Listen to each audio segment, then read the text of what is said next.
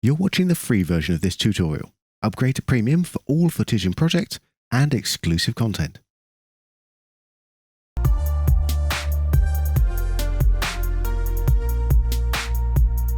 Hello, and in this tutorial we're going to be looking at screen replacements in Mocha.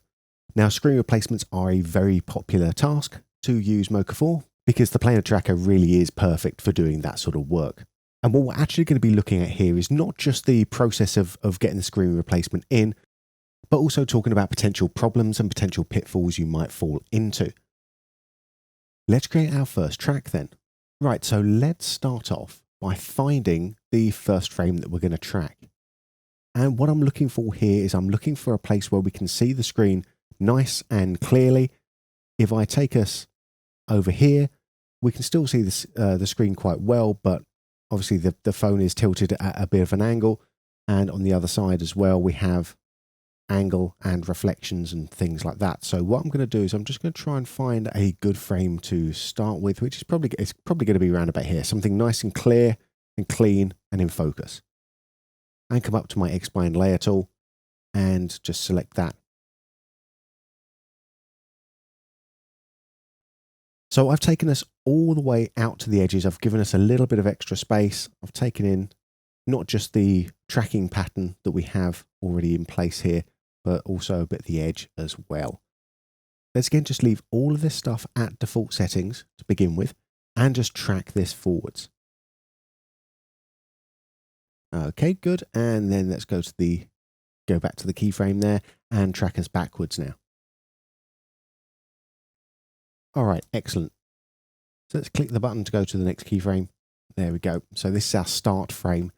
And let's turn on the surface and turn off the transform box. Now, with something like this, it can be a little tricky to see where the actual edges of the surface should go because we've got black on black and we've got a bit of a curve as well.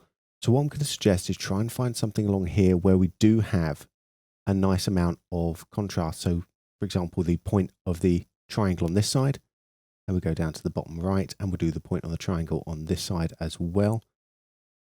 If you have a little look down there, we do have a little bit of curvature going along there. We'll sort that out in just a second.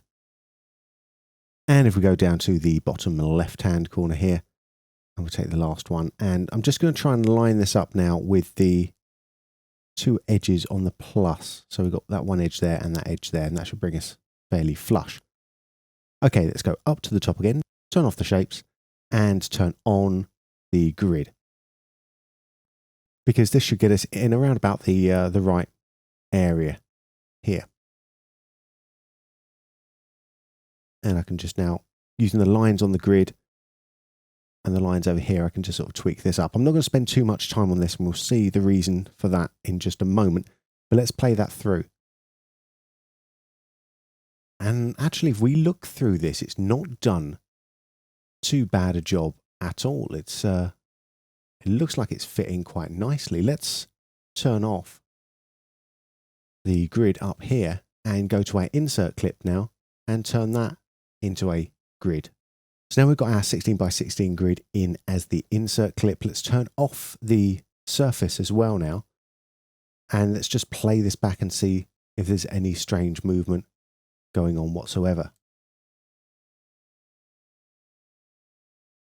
Okay, as this is checking out quite nicely so far, what we're going to do now is try and test this out, not just with our simple insert grid here, but if we come over to the insert clip now, we can come in and choose a different input or choose our own clip to import. So if I come to my import clip, and I come to my footage here, and let's take the phone screen. And it's just a still clip, so we don't really need to worry too much about any of this other stuff here. Just hit import, and that will import my phone screen in for me right about there. And we can play that back and just see how that's going to look. Not too bad. Now, one of the things, because we're getting quite close to this being workable, a lot faster than I expected actually. Because we're getting quite close to this being workable, what I want to do is make sure that this is lining up nicely. So let's turn off the insert clip for a second, turn our surface back on, And here's a way of increasing the brightness so we can see the visibility of this line a little bit better. So if I come up to the top of the viewer and click on this enable brightness scaling here, I can change the gamma, click and screw this up and around so we can more easily see the line where the screen actually is. So let's just bring that up there and use my X key to come down to the bottom here. And actually that's sitting pretty flush with where it's meant to be anyway. And if I want to turn this off, it's not looking great for the preview, all I have to do is click on the brightness scaling one more time, and that will turn it off. And if I click again, that toggles it back and remembers the previous settings that we had. Let's just turn that off again. We'll come to View and go to Zoom to Fit. So we see this back again. Excellent. So let's come back to our insert clip and we will choose our phone screen, the one that we imported before, turn the surface off and hit play. And that's working out very nicely for us. Cool. Let's just hit that to none again for 1 second. And I'm just going to call this one Screen 1 track. And let's just turn process back off on this so we don't accidentally process anything out on there. And I'm going to turn the layer outlines on again. Now, and zoom in a little bit here. Now we had a lot of information in the middle that managed to carry us through, but you probably heard a little bit of surprise in my voice when this tracked in as well as it did, because I did something that we shouldn't really do. And that is include things, especially on the edges, that don't share the coplanar movement. Well, Ben, of course it shares the coplanar movement. We're just tracking the screen in. Yeah, that's true. But if we have a little look through here, we see something happening on the edge. And what do we see on the edge? We see reflection popping in. And that motion is not coplanar. We understand that it's a reflection or a glint of the light. But Mocha can't discern that sort of stuff. So when we have reflections, especially towards the edges, that can throw a bit of a spanner in the works. So if you're finding things are a little bit tricky, have a little look through your footage one more time and see if there are any reflections that are coming in or any sort of bright things that are coming in to ruin the day. And if there are, well, what can we do about it? Well, the one thing we can do about it is make sure that we don't include them in our shape. So if I create a new layer here, just right click just to close the shape off, I could easily take something like this here, which is a bit of a weird and wonderful looking area, but this describes all of that movement of the plane there, even that there, describes all the movement of the plane without coming close enough to the edge to be affected by those reflections. So if I track that through quickly and backwards and turn my surface on, come back to my keyframes, do it properly, turn the surface on, and we'll just quickly move that into position. Get an estimated area there. I will just zoom that out to fit again. Lovely. And turn off the outlines, turn on the grid, and we'll just play that back. And as you can see, we've still got that same consistency of motion. So we haven't lost anything by tracking that smaller area. The other thing we can do is use a track mat, and that's something we'll get to when we look at screen replacement again in a later exercise. We're going to look at a more tricky screen replacement in a later exercise.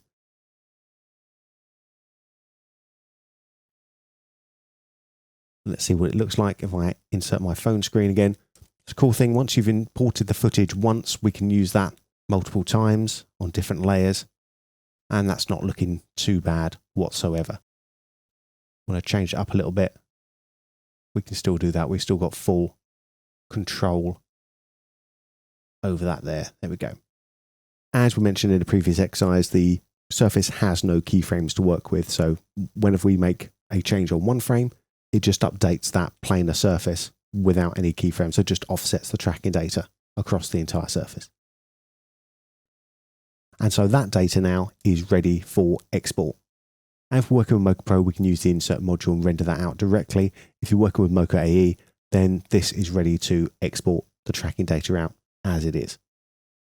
Well, this exercise is called Simple Screen Insert and Adjust Track. And we haven't seen the Adjust Track being used yet. And there's a good reason for that, in that our tracks have worked out quite nicely. So we haven't had the need to use any sort of adjustment. And that's how it should be. If you can figure out a way of getting a good track from your footage without having to use Adjust Track, that is the way I would absolutely recommend you doing it. It's much better if you've got a track that's not quite working yet, much better to scrap what you've got and then try something a little bit different before jumping straight in to the Adjust Track here. And let's see our little problem. I'm going to turn on my surface now. I'll turn off the outlines, and this is a new track that I've done, and I purposely made it like this so we don't have enough data to get a proper track. And let's have a little look. And let's turn off the outlines again and play that through and have a look. So I'll turn my grid on. And you can see the movement itself is pretty all right. But let's have a little look. Let's zoom in here. And you can see our top right-hand corner has drifted a lot. And you can see that just drifting out of the way. As we move it forward again, drifting out of the way. Not good, not good at all. So I've always said that we can't keyframe our surface. And that's true. We can't directly keyframe it. But what we can do is use the Adjust Track module to help tweak it and guide it in the right direction. So the first thing we have to do before we go into the Adjust Track is to make sure that we're on a frame where everything is perfect. And we can see here, this is our best frame. This is our master frame. Because as soon as we go into the Adjust Track now, it's going to create a reference for our 4 points here. And although we can change this afterwards, it's a lot of hassle and you're much better off getting it right from the start. So let's see what the Adjust Track is going to do. Let's turn off my grid and I'm just going to zoom in. So hold down Z and pan around, hold down X, let go. And let's go and have a look at the parameters on the Adjust Track. Now, first thing on the left is where we can start setting up reference points. We don't have to do that. We've already got a reference point working for us from our master frame. And we will, of course, come back to this in a more advanced exercise. And then we have our nudge. And this is what's going to help us to get our track back on board. So in the nudge, we have our 4 corners. And we have the ability to nudge them up, down, left, right. And in the middle, we have an auto. Well, let's look at our top right-hand corner to begin with. And I'm just going to move this around until we start to see things drifting away there. It's on that frame 35, where things are going to start to drift. So up till now, everything's looking pretty good. We can see that because we have a look at our zoom windows. We can see our master frame at the top and how that compares to the current frame. So these at the moment are identical. Perfect. That's what we like. So I'm going to set a keyframe here. We can either do that manually by adding a key over in the key area. We've seen that before. Or by making any sort of movement in the nudge. We can nudge things one to the left and then back to the right again. So let's move this again and check out how it's looking on the current frame zoom window. And you can see it's drifting away now. Drifting, drifting, drifting. And what I'm looking for is the point of absolute drift. Where does it stop drifting? Because that's where we're going to set our new keyframe. And it's going to be around about here, around about frame 7. So now what we can do is we can either manually move it into the right sort of area, or we can nudge it using the nudge buttons here, or the keyboard shortcuts, T, B, F, and H. So on the keyboard, and it actually works out in a little bit of a cross style, so, makes sense. Or if we're close enough to the area and there's a distinct area that we can be looking at, we can hit auto, and Mocha will try to find an area that matches what it thinks it should be. Yeah, it's going to be a really tricky thing to find automatically because it's a very nondescript area. So in this case, we're much better off just manually finding it.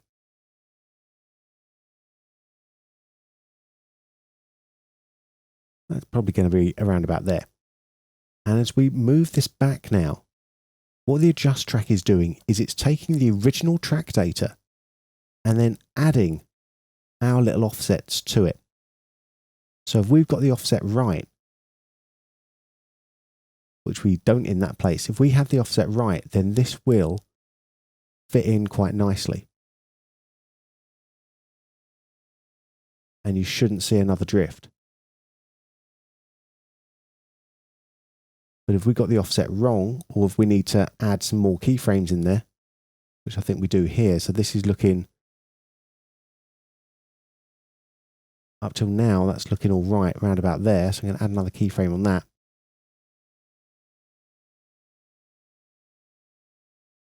And you see that's drifting off and away again. So what I'm going to do is look for the point of absolute maximum drift. Try and bring that back.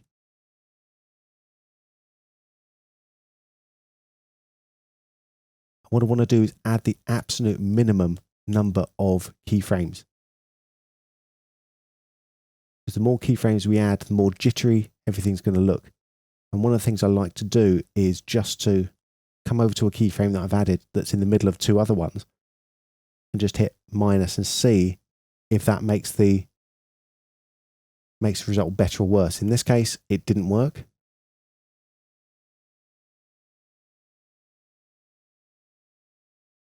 I'm going to take another little look through and just cull any ones and cull any other frames that we don't need. You can see if we're starting to chase our tail a little bit, which we kind of are there, then that's a sure sign that we're going to be better off just retracking.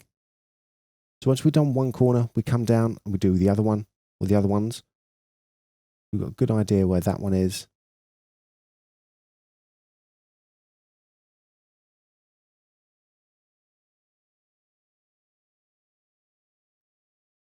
And we find the point of maximum drift one more time. Bring that in, around about there.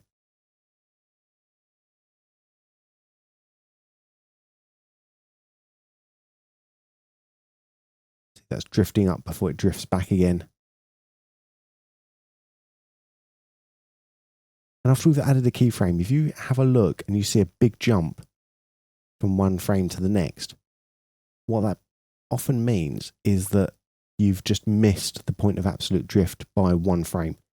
So you can happily go in and then just delete that one there.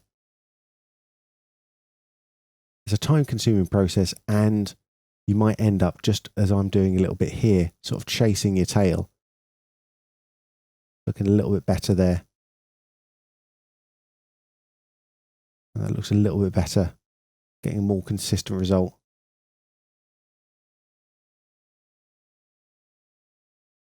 Turn the grid on.